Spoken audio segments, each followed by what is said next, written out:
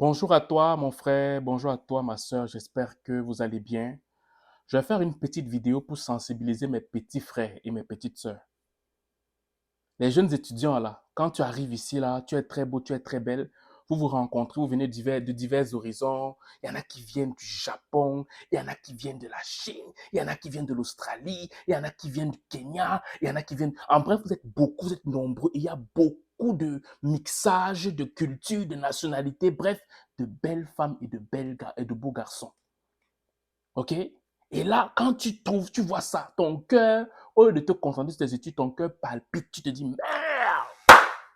Voilà, quand je venais ici au Canada, je rêvais d'avoir une blanche. Maintenant, ce n'est plus une blanche, il y a des jaunes, il y a des bleus, il y a des marrons. Je vais faire comment?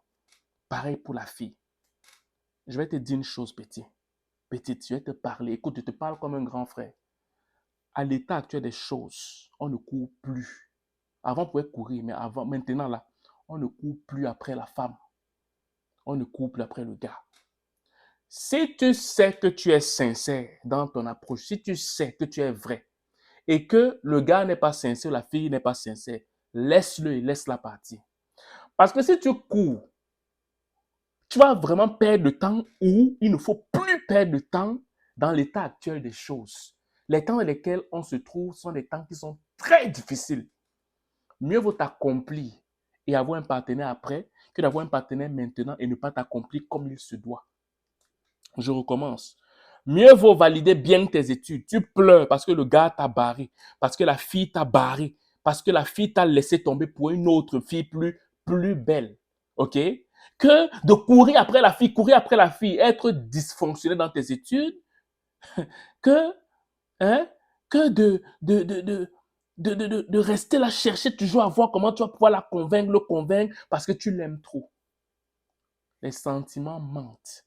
Les émotions mentent. Mais ce qui est certain, c'est ton accomplissement qui attire les véritables personnes. Si tu t'accomplis comme il se doit, même si la fille qui t'a barré, le gars qui t'a barré, là, ne veut plus venir, tu auras mieux qu'elle. Tu auras mieux que lui. Maintenant, je vais parler aux hommes, aux jeunes hommes et aux jeunes filles. On va commencer par les jeunes hommes. Petit, écoute-moi très bien, je suis ton grand frère. J'ai 36 ans. Au Canada, tu ne peux pas épater une femme avec ton argent. Tu ne peux pas épater une femme avec, euh, avec ta voiture. Les filles que tu peux épater, ce sont les filles d'Afrique, là. Mais les Québécoises, là, il y en a qui sont un peu matérialistes, mais pas toutes. La majeure partie d'entre elles ont ce que tu crois que tu vas les épater avec ça, là. Mais la majeure partie des filles que tu vas épater sont des filles qui viennent de notre continent. Parce que ce soit à l'église, je te parle, que ce soit à l'église, que ce soit dans le milieu professionnel, elles vont d'abord regarder ce que tu as. Écoute-moi très bien, hein. Elles vont regarder ce que tu as. Elles vont te donner l'impression que ce n'est pas ça qui est prioritaire, mais c'est ça. Les filles qui viennent des îles, les filles qui viennent d'Afrique, la majeure partie des filles là vont regarder le côté là. Si tu vois une fille qui ne regarde pas ça, qui a ton potentiel, petit frère, même si elle n'est pas très belle, colle-la. Bâtis avec elle. Parce qu'elle est là pour ce que tu es et non pour ce que tu as.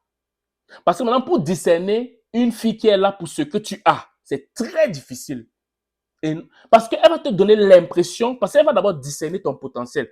Voir si tu as une famille riche en Afrique, voir la filière que tu fais, voir si tu es brillant. Elle va se projeter en se disant que si je reste avec lui, même si je ne l'aime pas beaucoup, je vais avoir un futur avec elle. Donc, elle devient mathématicien, philosophe, elle se projette dans le temps par rapport à ce que tu auras.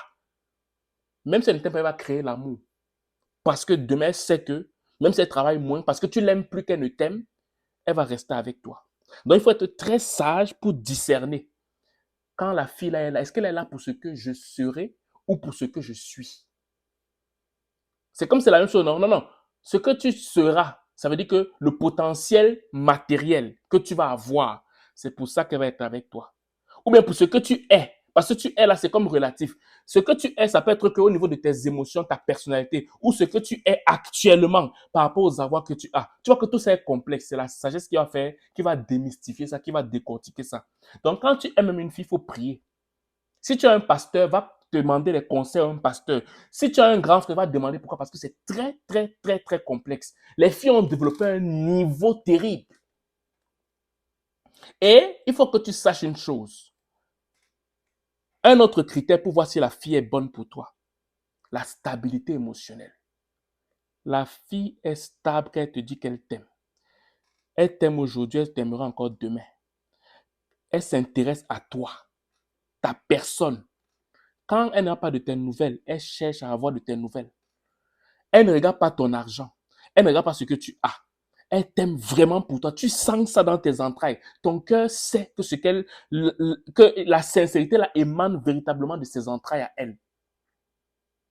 Si tu vois ça, qu'elle est stable émotionnellement, son amour là est accompagné des actions quotidiennes et constantes. Reste avec la petite là, même si elle n'est pas très belle. Parce que les mixages là vont te tromper. Tu vas voir une fille qui a une peau caramélisée, belle injecte, tu vas te dire que non, c'est ma femme là. Non, c'est pas ta femme. Ce sont les émotions, c'est le sexe qui t'attire. Mais ça va te tourner au dos, ça va te caler au cou demain. Jeune fille, si tu vois un gars qui est beau, qui ressemble à Usher, qui ressemble à 50 Cent, qui ressemble à David Beckham, qui ressemble à tous les acteurs que tu as vus, fais très attention. Parce que les gars ont développé la science aujourd'hui maintenant pour pouvoir baisser les culottes de plusieurs filles ici. Est-ce que tu comprends ça? Donc, quand tu vois un gars qui t'aime là, ok, moi, la seule chose qui peut te permettre de savoir si un gars t'aime ou pas, la première des choses que tu dois faire de ton côté, c'est de travailler ton caractère. Parce qu'un gars qui est superficiel ne peut pas supporter une femme qui a un bon caractère. Parce qu'il va essayer de trouver une femme qui est un peu fou, ok, un peu folle comme lui. C'est déjà que fou folle vont se rencontrer. Il va trouver que non, elle est très nostalgique, elle aime tout ce qui est apparent et toutes ces choses-là. Là, tu vas t'embouber, tu vas commencer à confondre tes émotions. Tu vas te dire que non, ce que je ressens là, c'est le vrai amour. Non, c'est pas le vrai amour. C'est que tu es attiré par ce qui te remplit. Comme tu es très superficiel, tu es attiré par ce qui est aussi superficiel et par conséquent, il va t'avoir. Mais quand tu as travaillé ton caractère, tu as travaillé ton être intérieur, même s'il est le plus beau comment, tu as des valeurs qui font en sorte que peu importe comment il va amener le sujet, peu importe comment il est beau, peu importe ce qu'il a, tu vas rester stable parce que tu as des objectifs sur le plan de la personne que tu aimerais avoir pour que tu puisses être avec cette personne afin que vous puissiez vous accomplir mutuellement. Un homme qui n'a pas de vision, un homme qui n'a pas une stature, est un homme qui va créer des scandales émotionnels dans le foyer. Parce que tu peux épouser un homme qui est tellement beau, mais vu qu'il n'a pas de statut, vu qu'il n'a pas de stabilité émotionnelle, le foyer, tu vas souffrir tous les jours. Parce qu'il va te faire comprendre que, écoute, moi, il t'a fait une faveur de t'épouser. Mais tu sais que j'avais beaucoup de choix, non? Tu sais qu'il pouvait avoir beaucoup de femmes, non? Mais il t'a pris pourquoi? Parce que je t'ai fait une exception. Je t'ai donné la chance de ta vie. Mais par contre, si tu as une stature, que émotionnellement tu es stable, que ton caractère est stable, tu sais où est-ce que tu es en train d'aller, il ne peut jamais s'amuser comme ça parce que c'est lui qui a eu la chance de t'avoir. C'est lui qui a eu la chance de t'avoir. J'essaie d'être bref parce qu'on peut parler de ça pendant 45, 30 minutes, 1 heure. Et j'essaie simplement de faire comprendre qu'une chose, on ne court plus après un homme. On ne court plus après une femme. Accomplis-toi et travaille ton caractère. Tu vas voir que parce que tu es rempli d'un bel accomplissement, tant sur le plan professionnel qu'émotionnel, tu vas attirer des gens qui vont ressembler à ce que tu es intérieurement.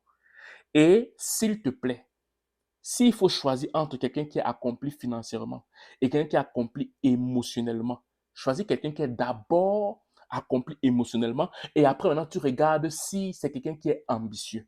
Si tu épouses ce genre de personne, il va t'amener loin. Mais si tu regardes d'abord quelqu'un qui a accompli financièrement sans qu'il ne soit accompli émotionnellement, tu vas souffrir dans ton foyer. En bon entendeur,